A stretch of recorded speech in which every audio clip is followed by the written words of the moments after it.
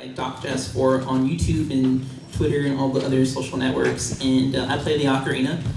You can kind of guess where my inspiration for that was from, and I've been doing it for about going almost 10 years, I think. I started back in 2006 posting ocarina covers on YouTube of Zelda music, but then keep branching out and playing all kinds of different stuff, and I eventually made it up to a couple tribute albums.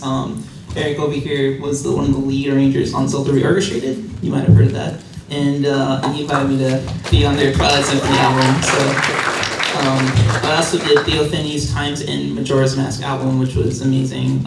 If you haven't heard that, it's on Loudr, iTunes, all that good stuff. And then I also have performed with the Zelda Symphony on a couple different occasions. So that's mostly about me. Good morning, everyone. My name is Sebastian Wolff. I'm a co-founder of a music company called Loudr. I'm an arranger, orchestrator, composer. Closer to the mic? Can I breathe in?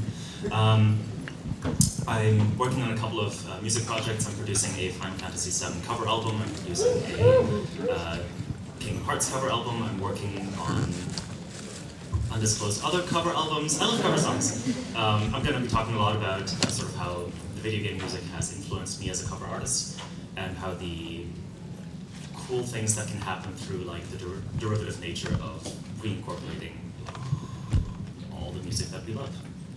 Hi.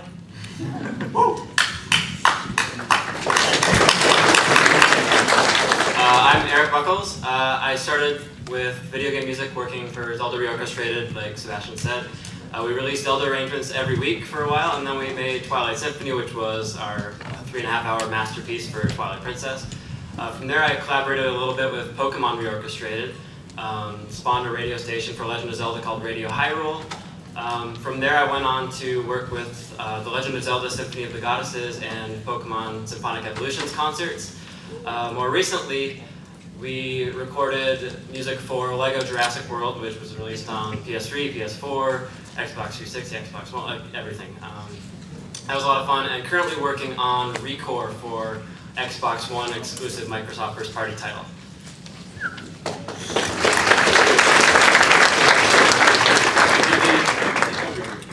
I guess it's my turn. I'm Lauren the flute. I play flute. It's a very clever name. My name is Lauren. So I am actually in a video game cover band that's playing tonight at the main theater at 8:30. We're the Returners. Yes, that's a Final Fantasy VI reference. I play flute and I sing. I also do YouTube and Twitch and things like that. Prior to starting the Returners, I was in a band called Descendants of Erdrick. I've also contributed to a lot of collaborative albums and projects within the VGM band scene, and some of, like, I'm working on his Materia Final Fantasy VII album and things like that too. So that's my perspective. Hi! Hello everybody. Hey, I'm InsaneInTheRainMusic. Compared to most of these other people here, I'm not as popular as them. But I play saxophone and that makes everything better. So for the past 3 years I've been making video game covers on YouTube, like a lot of these people. For the past 2 years I think I've been doing a lot of jazz covers, which basically take the original song and make it seem like it was never from a video game or anything. So if you like that stuff, you can find me on YouTube at InsaneInTheRainMusic. Yeah. Hey, smattering of applause, come on guys. Hey guys, I'm FamilyJewel7X. I have a YouTube channel where I did shut up, Ramos. God. So I make primarily metal covers of video game music, everything from like Pong and Space Invaders all the way up to like I did Puzzle Swap from DS and Dark Souls 2 stuff, and so I've covered over 500 video game songs on my YouTube channel, and also I did guitar work on the original Binding of Isaac soundtrack and Crypt of the Necrodancer, and I did alternate metal soundtracks for Terry Kavanagh's VVVVVV and 6 V's. Did I say 7? God damn it, overachievers, man. Restart the panel, we gotta do this again. And the entire alternate metal soundtrack to Crypt of the Necrodancer. So, yeah, dang.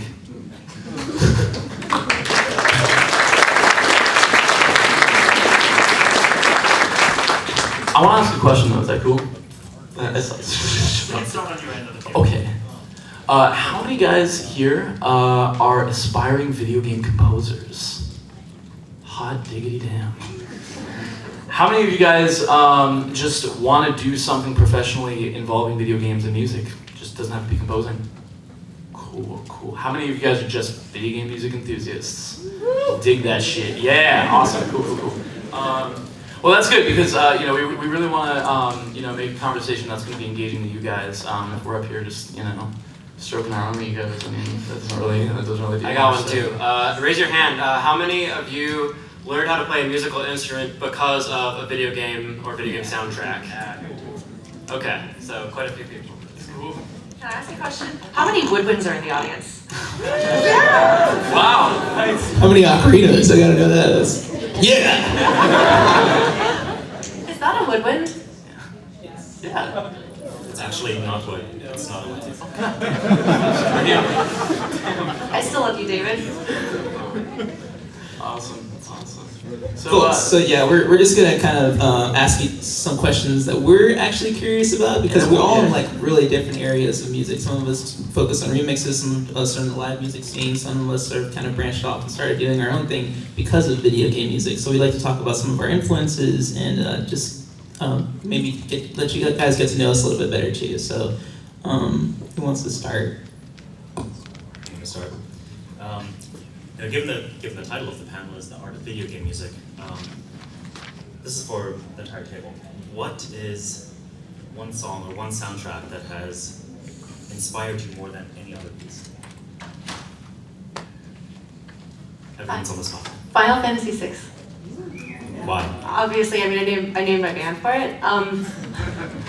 I mean, there's just something about Ramo's compositions in that I think there's so many epic moments, and the way that he has motifs. Like, it's interesting, if we're gonna like go to classical stuff, like how Wagner kind of introduced the idea of the motif, and then John Williams took it to the next step, and I feel like Ramatsu is continuing that tradition. So you've got like the different character themes and the different moments that kind of guide you emotionally through.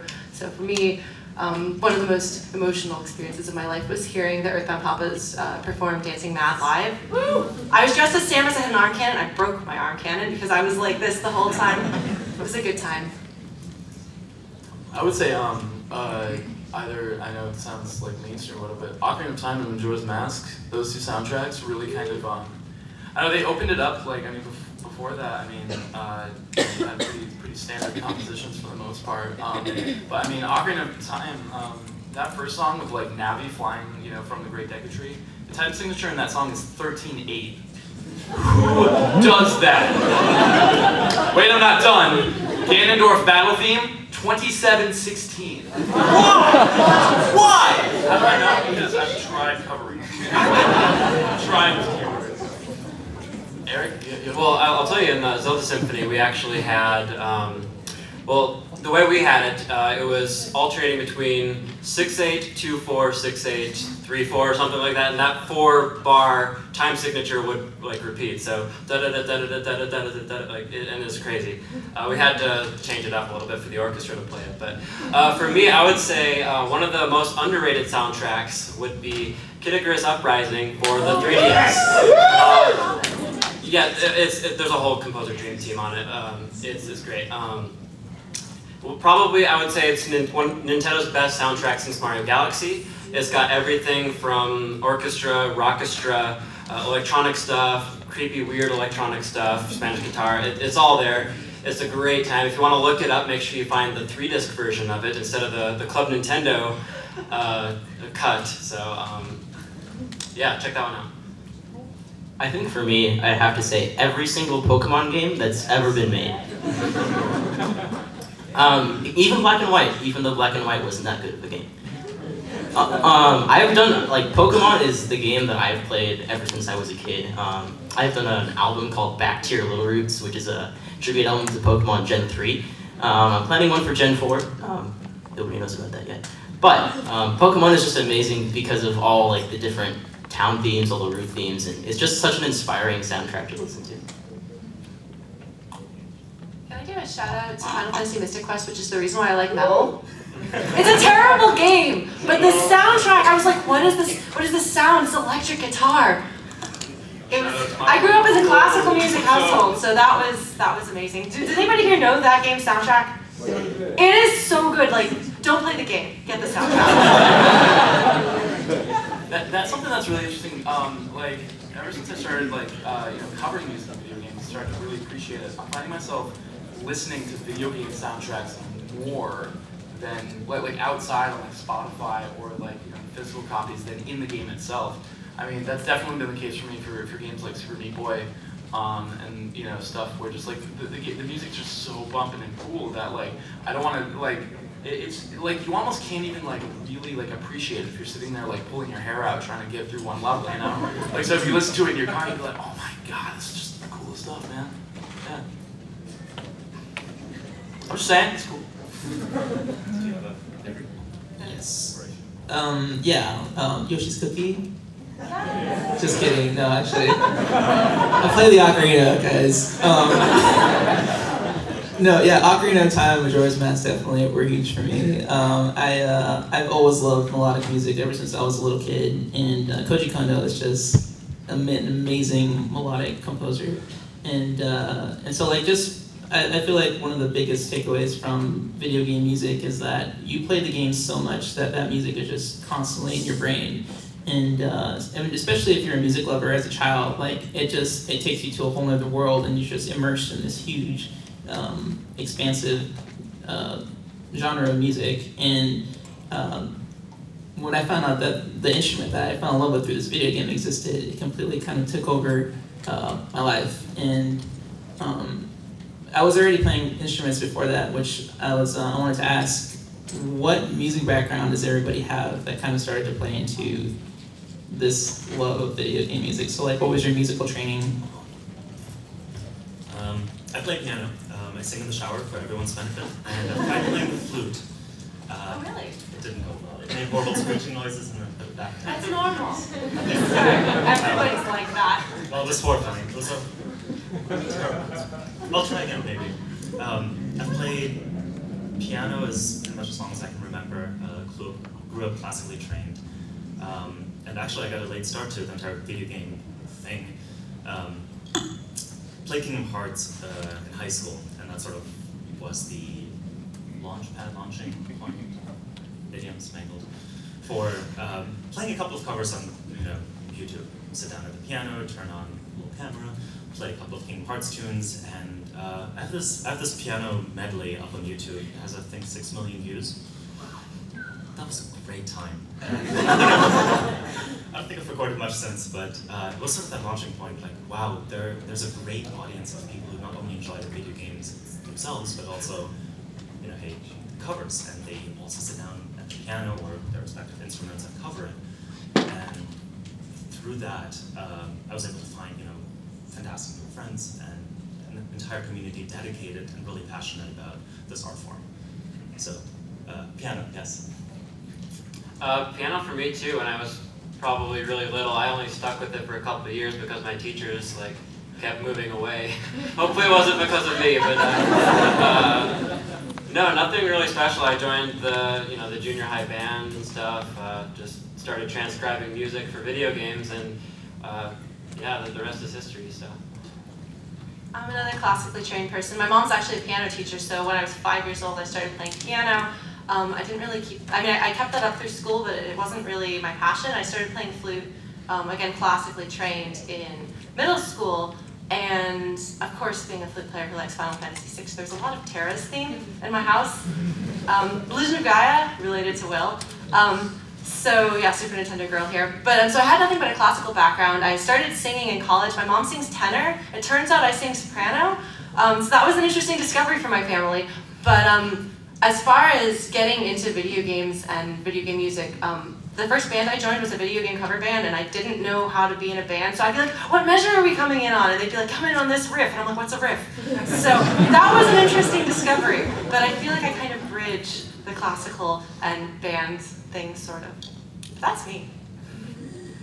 I've grown up with a jazz training as opposed to most of these classically trained people. A lot of it started back when I first played piano. I guess I did play some classical stuff at first, But then in middle school, I remember during lunchtime, I would go to the library during school. I found a website called, I think it's VG MIDI. I'm not sure if that's what it's called. But I found out the computers at school had Sibelius 6 on them, which can which basically converts MIDI data to sheet music. I would take the MIDI file, put it into Sibelius 6, print out the sheet music at my school, go home, go to my keyboard, and record all the separate parts on my keyboard and play it back. So I could do it all by myself. And then eventually I figured out that I could take the jazz training I had from alto sax, tenor sax, clarinet, all that stuff, and put it together with the video game background I had and InsaneInTheRainMusic sort of had. In middle school, like, no one liked me, so I was told that like girls would come if I played guitar, you know, learned how to play guitar and stuff. Turns out no, you actually spend way more time alone in your bedroom. You know, back then I was a huge like punk fan. I loved like Dead Kennedys, Rancid. I got into metal, you know, Slipknot, Sevenfold, and then you know, whatever. But like. One thing that I kept doing, and I was just like this closet like video game music fan. I would sit in my basement. One of my favorite things to warm up on was like Big Blue, like from F-Zero X and stuff, and F-Zero. And you know, I never thought of it. I never thought it would be anything. I just thought it was cool. It was hard, and it was progressing me as like as a musician. And then eventually, I think I remember playing. I think it was like GoldenEye Source, like for the first time. Like GoldenEye was like my favorite game as a kid, and just hearing that that damn riff, like that, I was like, oh my god, I need to make that a guitar riff. So you know, I sat down, I made an entire medley for it. I posted on YouTube, and it turns out there's a lot of people who are into like making remixes of video game stuff, and I just jumped in. And then afterwards, I actually studied classical guitar in college. So I was telling them I had like the reverse thing where like I was like classically trained like after I went through the whole rock thing. So it was cool. I got a question, if that's cool. It's cool. I'm sorry if you're shit.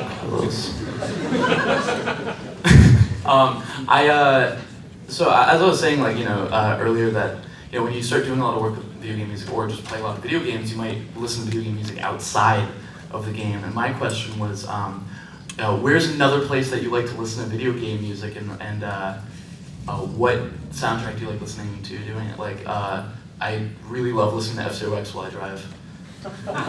It's a wonder I don't have a speeding ticket yet. Wait, how did that riff go again? What? That riff? Which one? I didn't catch it. You were doing it just a minute ago. The damn riff in GoldenEye? Yeah. It's just like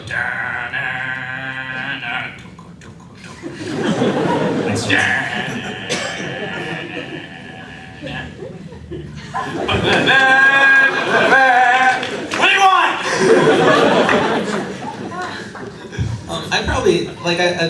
I probably have most of like the Super Mario soundtracks. That was actually a pretty big influence for me. Was maybe even more so than Zelda. Like I love jazz now as a result of listening to Super Mario. It's just like so heavily jazz influenced. So like I have tons of Mario soundtracks on my phone and my old iPod. Rap of the Rapper. Yeah.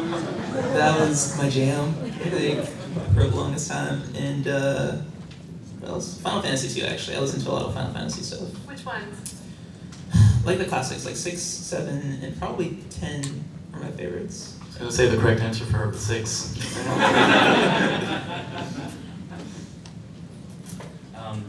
I wish I had more time to play games, so I'm pretty selective with how much time can I allocate. I'm playing Necrodancer right now, so that's a fantastic jam.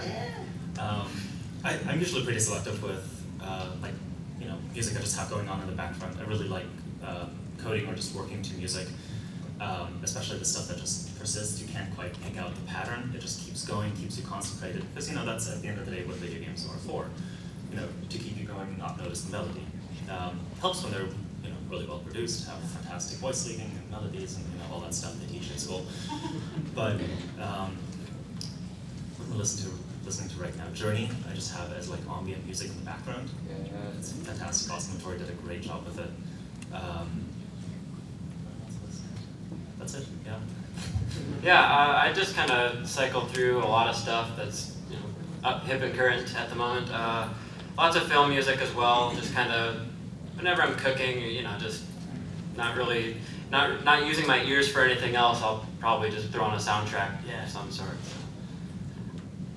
Well, I mean, that's interesting. There's like this Reddit post that keeps getting like reposted like every week or whatever, where people say like one of the best things to do while you're like doing a paper or working on something, doing the dishes, is not, you know, listen to like Taylor Swift or Skrillex. Put on a video game track, because that's like engineered to like make you get stuff done, you know. So like I don't know, like it's just that's what I do. You know, I'm doing the laundry, I'm rocking out to Shadow of the Colossus, man. I'm in the office and like I'm always listening to YouTube. Like I'll listen to like people's covers a lot, but like periodically the one that keeps coming up is like it's Terranigma time again. I don't know if you guys have played it. It was never officially released in the US, but it has like one of the best soundtracks ever. But like yeah, no, I'm a writer. Like that's my day job, and so I shouldn't listen to things with lyrics. Sometimes I do. But like it really is great concentration music. So I'll just sit there 8 hours a day with my headphones on. My coworkers can't talk to me because they think I'm concentrating. I'm like, I'm just listening to video game music 8 hours a day. That's why I'm here. I'm kind of I'm pretty much the opposite of a lot of the people here. I can't work and listen to music at the same time. Like I'm working on a paper, I can't listen to music. I have to focus on that stuff. But I guess not listening to music helps me get the paper done better and done faster. So then when I'm done in the shower, in the car, anytime where I'm not making my own music, I'm listening to some other music. I think one of the best things actually is I have some Journey, I have some Skyrim on the CD that I play in the car. In the streets of Whiterun, I can never pronounce that. I have that like playing at night when I'm driving home. It's such a good thing. Like it makes me feel so happy, and yeah. I feel you, yeah. Awesome. Anybody else got questions? Yeah, Okay, well, something that I find really interesting is the different approaches people take. Oh, hello. The different approaches people take to arranging music. As people are talking about the soundtracks they listen to, it's generally people here are talking about the original soundtracks, which are amazing, and I love them. Even the like 8-bit ones, they're amazing. Good compositions, even if the instrumentation isn't so great. But so like when I listen to a lot of arranged albums. Like one of the first albums I bought was the Final Fantasy Prey vocal collection soundtrack. And I have a big collection even before I joined the cover band scene of official arranged soundtracks, and I love that stuff. And so if you guys come to the show tonight, you'll hear like we tend to do very like straight covers, like this is what is in, these are the instruments that are played, who's gonna play what parts, but we basically recreate the music as it was, but put it on our instruments. But a lot of these guys here kind of put their own spin on it, and I'm really interested because that's not like my approach to things, and so I don't know how you think like that. Like, how do you decide this is time to do a crazy guitar riff? Am I using the word riff right? All the time. Yeah, so I think this is where kind of, as fans and enthusiasts for the art form, this is where we get to start to express ourselves and our own ideas is through kind of putting our own spin on it. So this is where, like, out of all the soundtracks and all of the film scores that we listen to, where we start to develop your own style, and then we put that into the music. You can pretty much hear it in everything that we do, and I think that that's probably the biggest thing, is that even if we want to do a straight cover, you can still tell that our personal like soul is put into the music. I recently, actually just like 2 days ago, I posted a Sonic the Hedgehog medley, but with like a Latin flair to it. So like most of the music has like a samba / salsa spin on it, and I was like, this is ridiculous. Why am I doing this? But because I can, yeah. My idea was, okay, everyone does like Green Hill Zone the exact same way, like especially in metal covers. Like I'm just no offense, Jules, I'm just gonna hit my guitar a bunch of times, and we're gonna fight after this. and it's gonna be awesome. But nobody expands on that. So I'll say, okay, I'm gonna do this as an artistic choice. I'm just gonna try something really different and just see how it comes out. So it was a personal challenge for me to try to do something way outside of the box. That's a huge challenge too, especially when you're trying to cover music. It's like, where's that line between like, okay, you obviously want to put your own like a piece of your heart into it, but like where's that line where like you also want to respect the original composition? So that's what's really, really cool about watching different cover artists, because different people have like a different line there, Absolutely.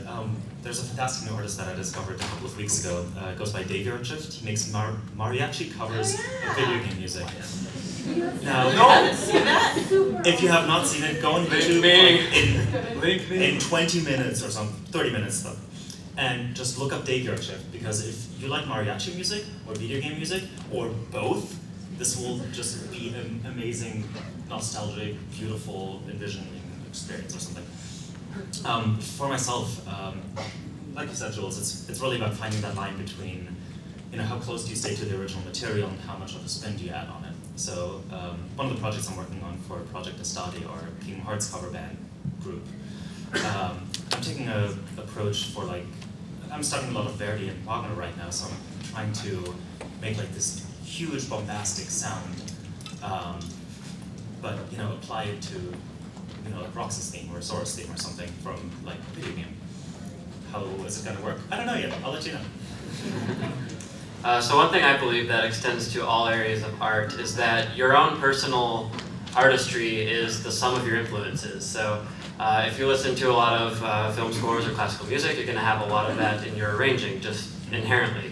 You might not be thinking about it consciously, but your ideas are coming from somewhere and probably from other things that you've listened to. In that regard, I think it's a lot like cooking.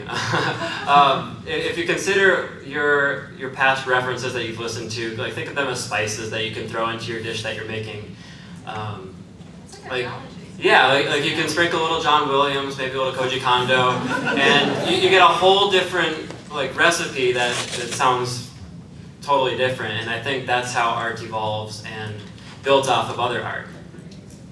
My personal opinion on the whole deviate from the original song is that I think you're missing out if you don't do it, or at least that's the way I try to do things.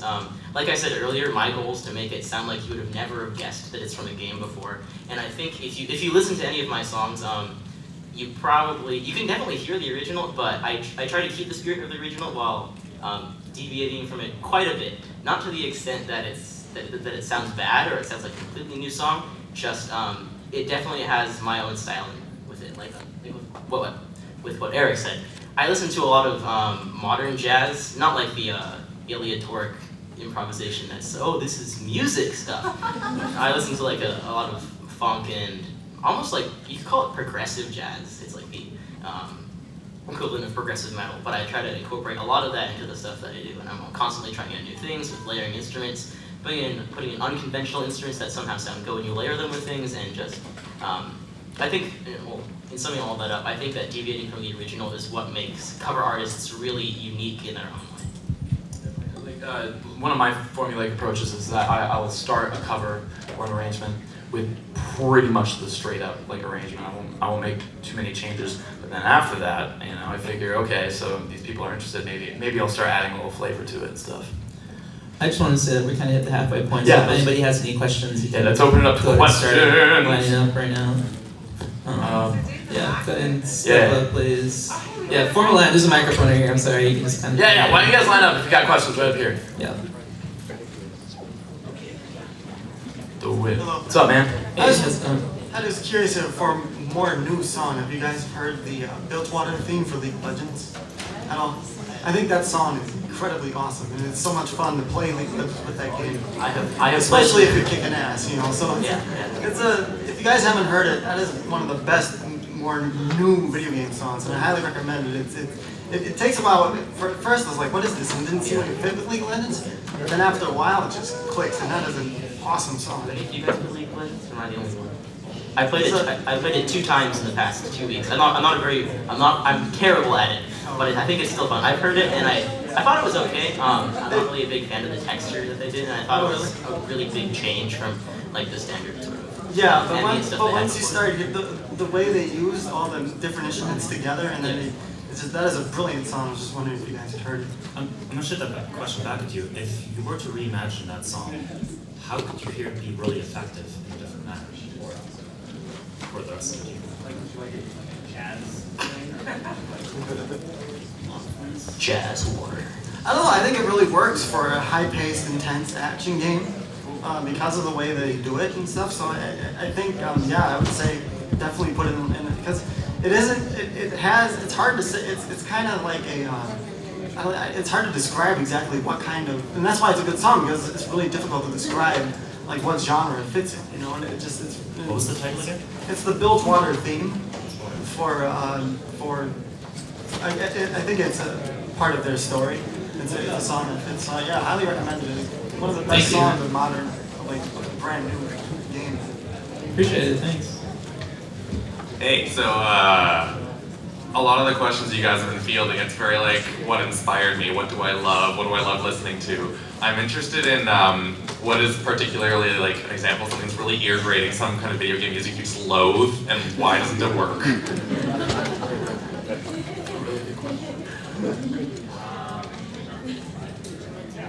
Take time to think about this. I think that even like songs that we hate definitely have a purpose in the game. Maybe they're made for Sure, but I'm just thinking, I mean, a lot, like, in particular, I like Final Fantasy VI. I'm with you on that, like, the boss theme in particular. I was like, oh, I love that. It just makes me love, like, rock music, electronic music at the same time kind of thing. But then you get some other RPGs going on and you just loathe getting into a fight because this is just ear grating. I hate it. It's like, See, but a lot of the battle themes tend to be metal, and I'm totally fine with that. fair. Well, that's the thing. It's like if you know the player's gonna hear it a million times, like it's gotta be good, and if it's not, then I mean, I guess it's not a big game. The Mammoth battle at the very end with that like progression of fourths, still my favorite thing ever. Wait, did you beat Quest 64? I beat Quest 64. Wow! Because it was the only N64 game I had.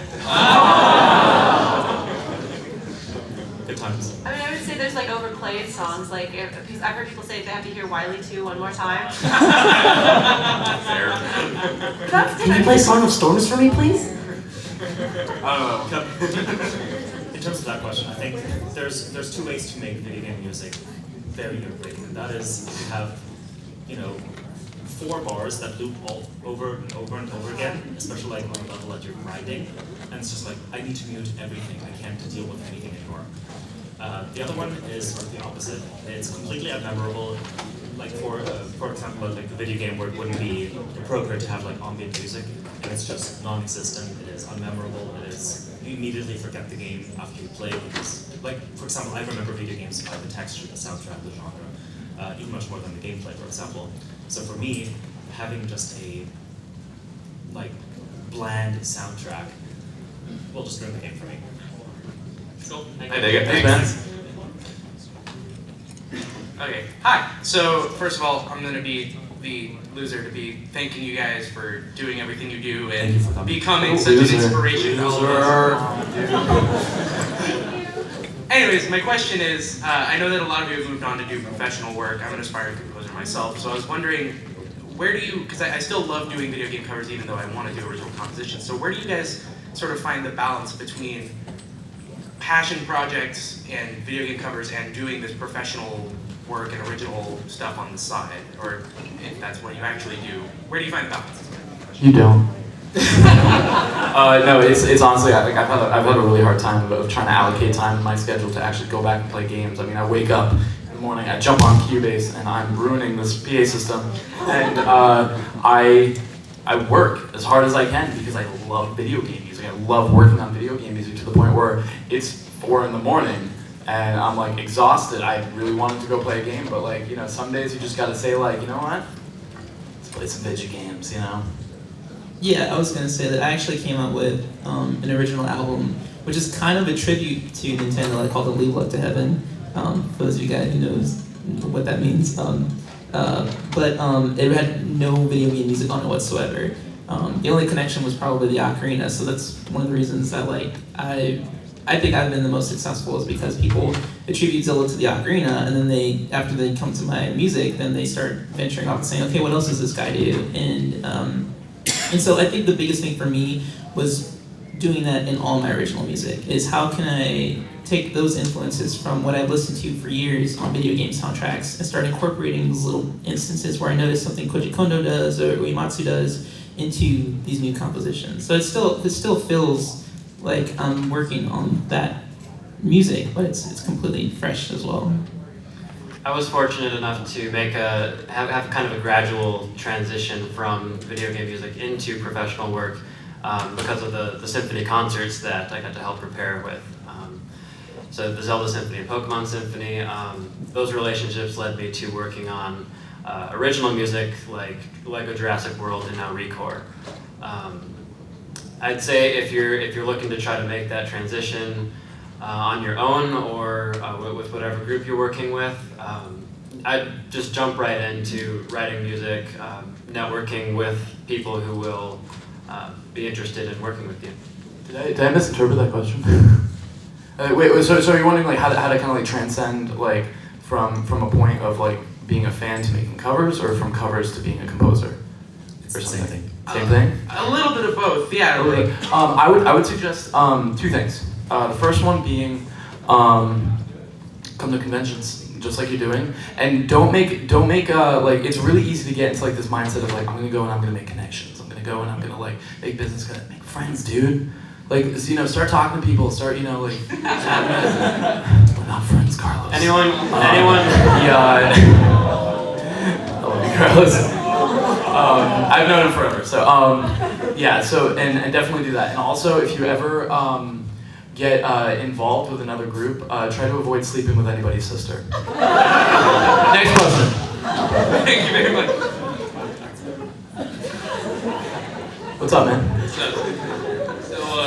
So I know you probably get a lot of questions about video game music in general, but I want to know what kind of do you have any like favorite soundtracks or musical scores from movies and films that either says you love or inspires you to make more like for like different spins on your video game arrangements and what music covers and whatnot? I have an answer, and it's somewhat of like somewhat of an obscure answer, but the film Birdman that came out last year, the drummer Antonio Sanchez is like, when I program drums, I try to imagine that I am Antonio Sanchez, and then I click each note into there, and I think, would Antonio Sanchez do this or not? But yeah, that soundtrack is amazing. Yeah, Jerry Goldsmith, Bruce Broughton, Michael Giacchino. There's lots of interesting film stuff out there. I read recently that, I mean, it obviously makes sense, but every composer you know has an array of inspirations. So, for example, you want to compose like Bernstein, you study Wagner. You want to, you know, understand how John Williams works, you study. I mean, pretty much all the classical composers. Like you, I mean, in a way, you want to figure out like what your own style is, and then study the composers currently who are doing that. And then if you can, find out what inspired them, and then basically trace it back, you know, through the generations, and what made those composers tick, what inspired them. I'm reading a book on Verdi right now, a classical composer, and it doesn't really talk much about his music, but it talks about his lifestyle. It talks about his habits, his like perception of the world, pretty much everything that he took in and took as inspiration, and then, you know, through his magical brain and whatever, just pumped out music based on everything that he got in. I don't know if that was like a sort of weird answer to a question, but I don't know if you likes Ennio Morricone, the spaghetti western composer, but yeah, that is amazing. I don't know if I could make something that beautiful. So just bringing that back to video games, has anybody here played Wild Arms? The original Wild Arms, which like, I mean, that's not even an homage, that's like blatantly ripping off Morricone, and it's okay, I'm not complaining. But yeah, I was like, I need this, what does this come from? And it's the same sort of thing, I was like, this game's soundtrack is phenomenal, what is this doing? I'm like, oh, it's being Ennio Morricone, I'm gonna go that direction. Really good stuff. Yeah, I listened to a lot of film scores growing up as well, so James Horner, John Williams, the soundtrack to 10 Commandments, oddly enough, which I think was Bernstein. Yeah, and that soundtrack was amazing. I listened to it like on repeat as a child. Good question. cool. Thank you. Hi. Hello. Can you hear me? Yes. Okay. So I come from a classical music background. Obviously, I really love video game music. Actually, I listen to Twilight Princess all the time at work. Thank you. But I see a lot of people in classical music, they like look down on video games. They're like, it's beneath me. And I've even been to concerts where people won't play in symphony because they think it's beneath them. So can you talk on that? Yeah. Okay. Well, so I went to college for 2 years, and I had a hell of a time with my professors. They were not into film and video game music at all, and that's what drove me to leave college. And now I'm doing what I love. It was a very good decision. My professor, the one thing that he said that stuck out to me after I left school, he said, he got all philosophical on me, and he's like, you have to decide if you want to be a film composer or a composer. As if the two are mutually exclusive. Yeah, and this guy was teaching me for the whole year. And yeah, that was not fun. With regards to actual musicians, we have been to concerts where you'll have a couple of musicians who are very curmudgeon-y, and we'll hand them their earpiece for the click that to sync it with the video, and they look at it. They're like, no, I'm not going to play with a click. Like I'm too classically trained to want to play with a metronome in my ear. Which is fine, they can, if it's one person, they can deal with it, but they're going to get left behind, probably with the tempo, so they usually come around and put the click on. So. Well, yeah, I think they're going to fall behind in general. So my final paper for college was I actually defended video game music as its own musical genre, and a lot of what I kind of brought to the table was the fact that every musical genre started at a point with limitation. And those limitations shaped that genre into what it is today. And I mean, I didn't really make this point in the paper, but I mean, how many times have you, listened to something and been like, wow, sounds like Metroid, man? Like just the way you would be like, that sounds like Led Zeppelin, or that sounds like, anything like that. I mean, it's unfortunate that people don't realize that, that video game music has its own sound that's almost completely exclusive to video game music. And those people who, are like, you nerd, I listen to real music, they're missing out, man. So you're gonna get better than them. That's what I think. One of the things that I've noticed a lot of times when people are very dismissive of video game music, they'll hear something and they'll be like, oh, but that sounds like real music. I'm like, have you listened to video game music? Like, I mean, maybe if you can't get past the blips and beeps of the 8-bit era, which is really a shame because, like I said, the composition really stands out when the instrumentation can't. Put on Journey. Try telling me that the Journey soundtrack is not an amazing composition regardless of context. And so they'll make excuses, oh, well, that's different, that's better. I think my mom used to be really snobby, and then we put on, again, Final Fantasy IV, Golbez's theme, and she's like, which Bach piece is this? And I'm like, there you go, it's real, it is music. And once they sit down and listen and they get past their snobbiness, they'll be like, well, this one counts, this is music, and this is music. And finally, you can kind of get them to realize, actually, no, a lot of it is what is music, So that's, for me, it's mostly ignorance and snobbiness. I had a similar experience as Eric.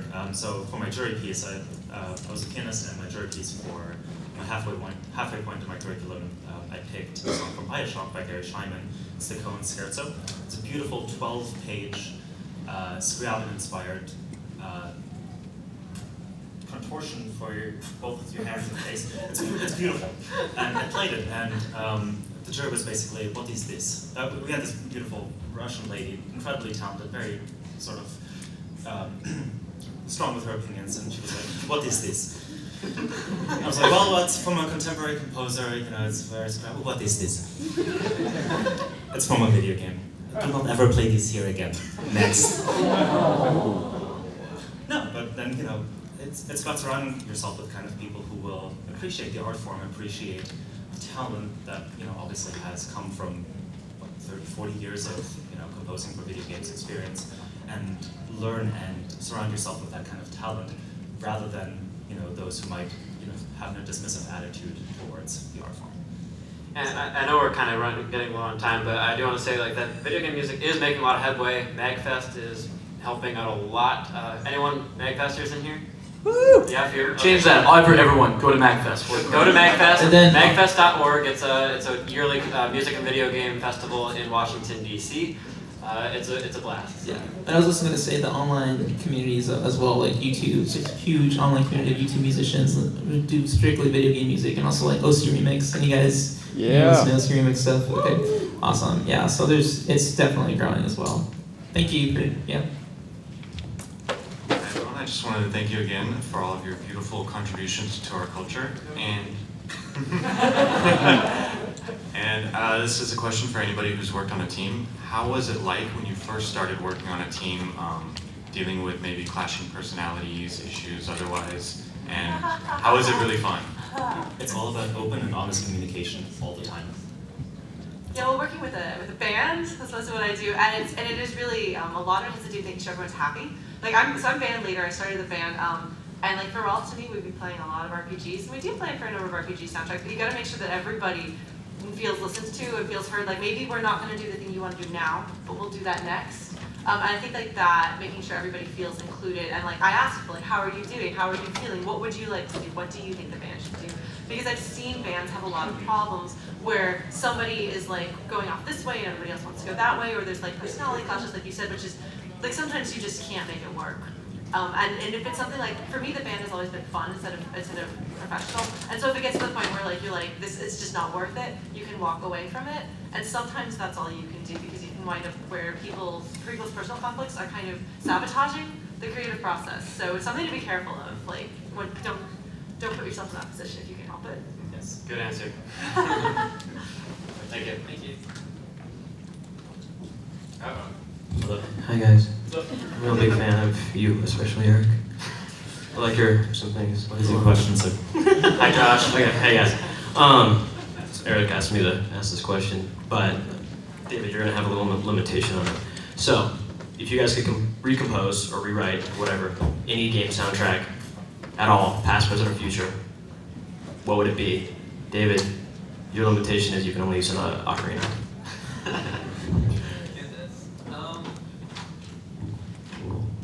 I don't know, I might have a different perspective, because then it goes back to instrumentation, I think. As a performer and someone who actually does covers and stuff, like sometimes there are pieces that I really want to do, but they're so difficult to do on not just an ocarina, because I have friends that kind of have the same challenge. It's so difficult to do.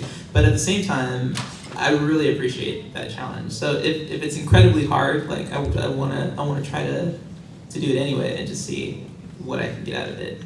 On that note, in Ocarina of Time, man, there are some pieces, like he was saying, that are just kind of super ridiculous, especially the Twin Rova theme.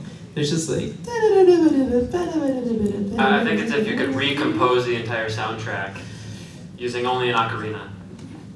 Have fun with that one. I was gonna say Journey. That would be interesting what that would sound like. I would rearrange Dark Souls to be fully lounge music.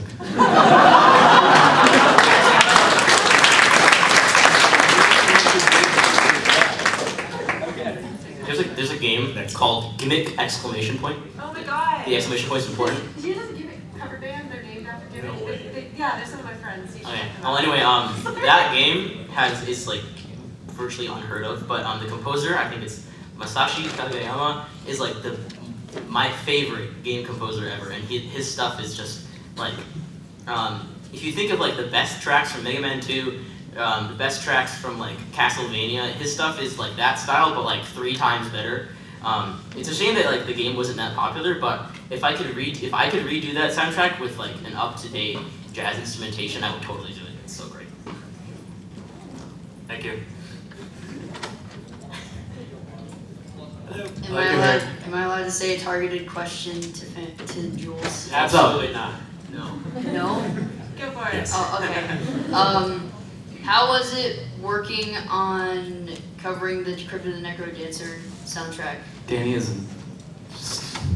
he doesn't write for guitar, I'll just say that. And he's always like, I mean, it's the greatest compliment in the world when, you know, you do music from a guy who literally just clicks the notes into a sequencer and then just says like, okay, let's do an arpeggio here.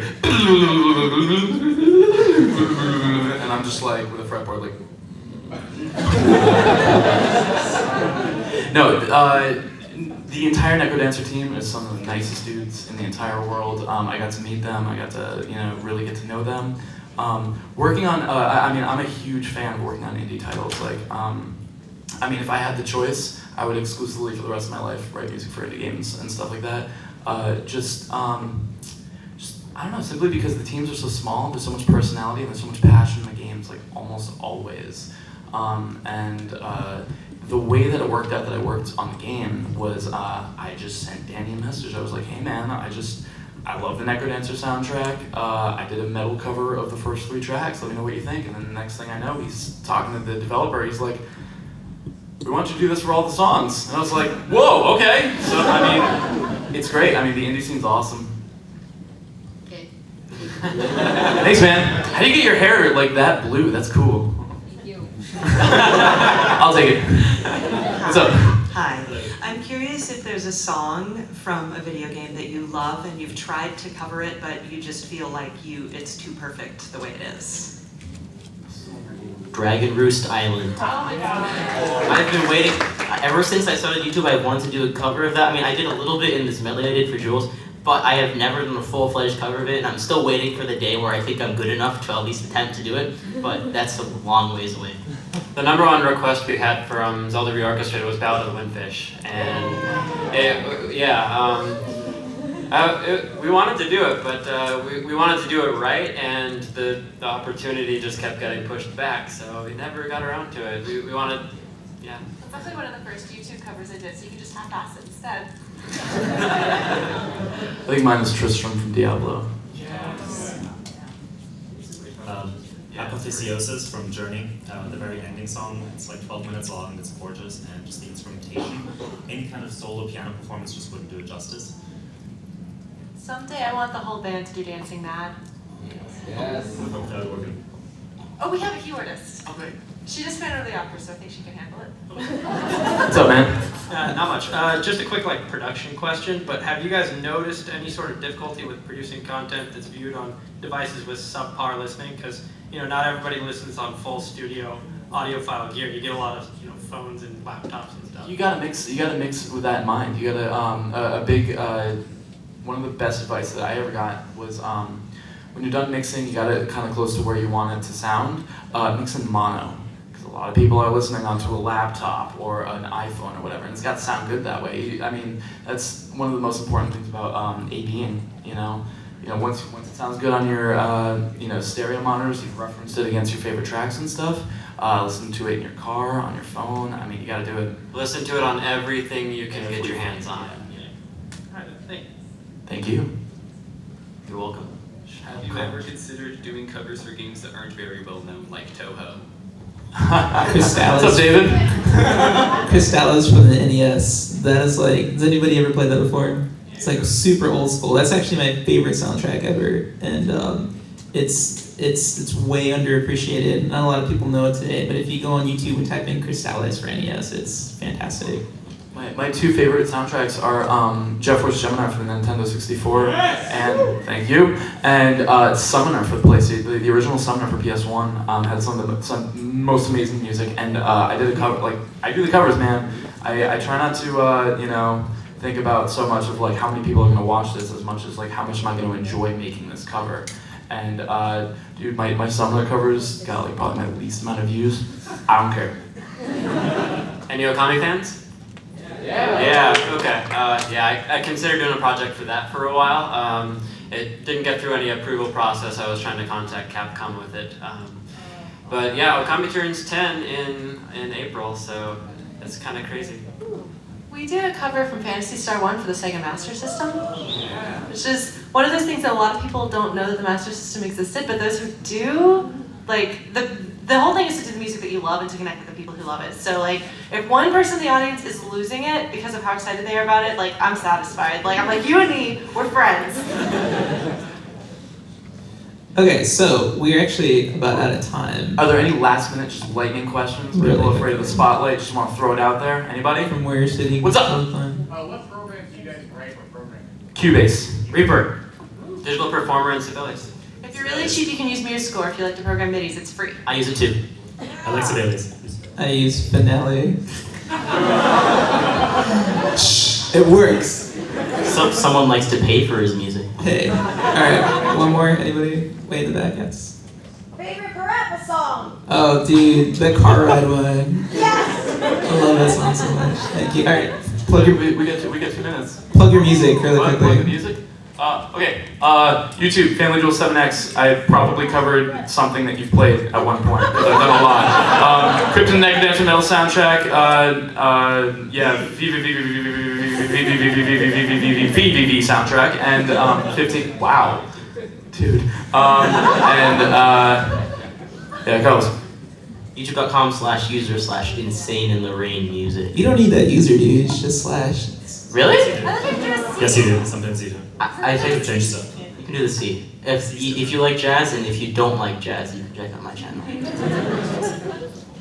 I'm on YouTube as Lauren the Flute. I'm on a lot of things, Twitch, all of that other social media stuff is Lauren the Flute. The band is the Returners VGM, so you know it's the video game band and not the punk band in California. But they are named for Final Fantasy VI. I checked. Cool. You can just follow me on Twitter. It's my handle's my name, Erick Buckles. I'm on Twitter, German Seabass, also YouTube, German Seabass. I'm also making a project called Materia Collective. You should follow that, and Project to Study, and that's it.